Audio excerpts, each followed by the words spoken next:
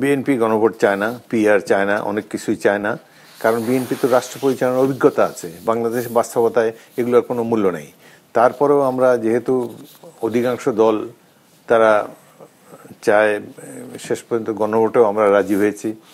তারপরে আপার হাউসে তারা যে পিআর সিস্টেমের কথা বলছে, সেটা তো অনিচ্ছা সত্ত্বে বিএনপি রাজি হয়েছে, নোট অফ ডিসেন্ট দিয়েছে। আমাদের অনেকগুলো নোট অফ ডিসেন্ট আছে। তো যেসব রাজনৈতিক দলের রাষ্ট্র পরিচালনার কোনো অভিজ্ঞতা নাই, যাদের একটা এমপি কোনোদিন হয় নাই, ভবিষ্যতেও হবে না, তারা পরামর্শ দিয়ে যাচ্ছে, এটাই গৃহীত হচ্ছে সেই সংস্কার কমিশনের কাছে। এগুলো দেখে আমরা ব্যথিত হই, কিন্তু বলার নাই। জাতীয় যেমন জামাত ইসলামী তো এখন মনে হয় বিরাট একটা দল, তাদেরকে তো অনেক গুরুত্ব দেয় এই সরকার। এরা হাইয়েস্ট সিট পেয়েছে 17টা এতগুলা নির্বাচন করে। সেই জায়গায় বিএনপি ইজ এ জায়ান্ট, কিন্তু সেই বিএনপির তো মূল্যায়ন তারা করে না। এবং একেবারে এই সরকারের বড় বড় ব্যক্তি থেকে শুরু করে ছোটখাটো নাট বল্টু স্ক্রু সবাই বিএনপির বিরুদ্ধে আমরা লক্ষ্য করেছি। জেলাসি, তারা মনে করে যে বিএনপিকে যদি ছেড়ে দেওয়া যায়, বিএনপি যদি তার মন মতো নির্বাচন করতে পারে, তো এরা তো মেজরিটি পাবেই, তাহলে আমাদের অবস্থা হবে কি?